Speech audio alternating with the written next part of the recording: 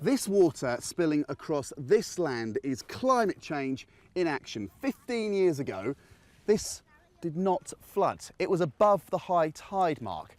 And this village had houses there, but the flooding started about 12 years ago and they all had to go. They all had to get demolished.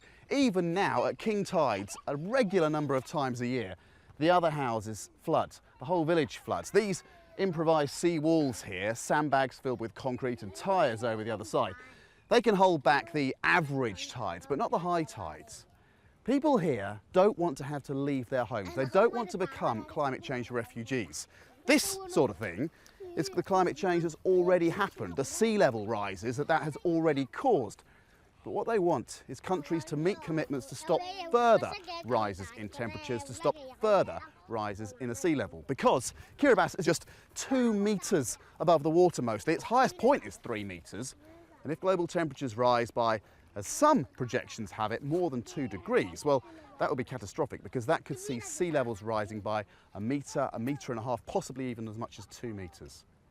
The countries meeting in Morocco this week are being asked to meet their commitments. I spoke to a former president of Kiribati earlier, and this is what he told me about what it feels like to be out here in the middle of the Pacific.